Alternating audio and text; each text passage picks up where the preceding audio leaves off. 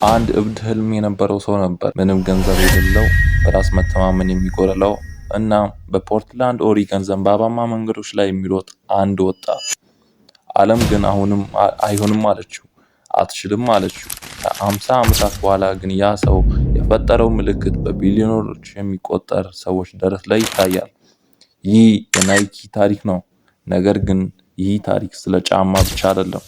ይህ ታሪክ ስለ ክህደትም ነው፣ ስለ ሰላዮች እና ስለ አንድ ሰው የማይበገር እልህ ነው። ይህ ፊሊ ናይት ናይካን ለመገንባት የተጓዘበት የደምና የእንባ መንገድ ነው። በ1962 ፊሊ ናይት አንድ አደገኛ ውሳኔ ወሰነ። ወደ ጃፓን ተጓዘ። በወቅቱ ሜድን ጃፓን ማለት ርካሽና የማይረባ ማለት ነበር። ፊሊ ግን ሌላ ነገር አየ። ኦትንስካ ታይገር ወደ ተባለ የጫማ ፋብሪካ ሄዶ ከባለቤቶቹ ጋር ተቀመጠ። ፊሊ በወቅቱ ኩባንያ አልነበረው፣ ቢሮ አልነበረው፣ እንዲሁም መጋዘን እንኳን አልነበረው። ነገር ግን ለጃፓኖች ዋና ስራ አስኪያጅ እና ብሉ ሪብን ስፖርትስ የተባለ ግዙፍ የአሜሪካ ኩባንያ ባለቤት ነኝ ብሎ ዋሻቸው። ጃፓኖችም አመኑት። የመጀመሪያዎቹን 300 ጥንድ ጫማዎችን ወደ አሜሪካ ላኩለት። ፊሊ ጫማዎቹን የሸጠው ከመኪናው ጀርባ ሆኖ ነበር።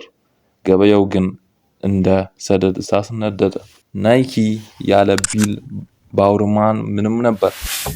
ባውርማን የፊል ናይት የሩጫ አሰልጣኝ ነበር። እብድ የፈጠራ ሰው። አንድ ቀን ጠዋት ቁርስ እየበላ ሳለ የሚስቱን የዋፍል መሰሪያ ተመለከተ። ይህ ለምን ለጫማ ሰው ላይሆንም ብሎ አሰበ። ጎማውን አቃጥሎ የዋፍል መስሪያው ላይ ዓለም ላይ ታይቶ የማይታወቅ ቀላል እና የሚያጣብቅ የሩጫ ጫማ ተፈጠረ። ነገር ግን ስኬት ጠላትን ይወልዳልና ጃፓኖች ኦትንስካ ፊል ናይት በጀርባው ላይ ሌላ ነገር እየሰራ እንደሆነ ጠረጠሩ። ሰላዮችም ላኩበት። ፊል ናይት አንድ ቀን የጃፓኑ ተወካይ ቢሮ መጥቶ ሳለ ተወካዩ ለሽንት ቤት ሲወጣ ፊል የሰውየውን ቦርሳ ከፈተ። እዚያ ውስጥ ያገኘው ነገር ግን ልቡን ሰበረው። ጃፓኖች እሱን አባረው ሌላ ከፋፋይ ለመፈለግ እየሰሩ እንደሆነ አገኘ። ፊል ግን ቀድሞ ተንቀሳቀሰ። የራሱን ጫማ ለማምረት ወሰነ። ስም ያስፈልገው ነበር። ዲሜተር ወይም ደግሞ ፋልኮን አይሆንም።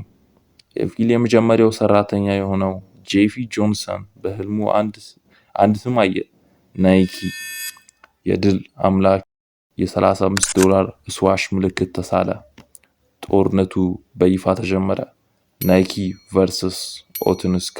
በ1984 ናይኪ ሊወድቅ ተቃርቦ ነበር። አዲዳስ እና ሪብኮ እየቀደሙት ነበር። ከዚያ ግን አንድ ጥቁር ወጣት መጣ፣ ማይክል ጆርዳን። ናይኪ ቁማር ተጫወተ። ለጆርዳን የራሱን ጫማ መስመር ሰጠው። ኤር ጆርዳን ተወለደ። ህዝቡ አበደ። ናይኪ ከስፖርት ጫማነት ወደ ባህል ካልቸር ተቀየረ። ነገር ግን በጥላው ውስጥ ሌላ ምስጢር ነበር። በኤዥያ የሚገኙ ፋብሪካዎች ህፃናትን በዝቅተኛ ደሞዝ ያሰሩ ነበር። ዓለም በናይኪ ላይ ዞረች። ፊል ናይት በታሪኩ ትልቁን ፈተና ገጠመው። ይቅርታ ጠየቀ ወይ ዝም ብሎ ቀጠለ? ዛሬ ናይኪ ከ50 ቢሊዮን ዶላር በላይ ያወጣል። ፊል ናይት ግን አሁንም ያው ዝቅተኛው ሯጭ ነው።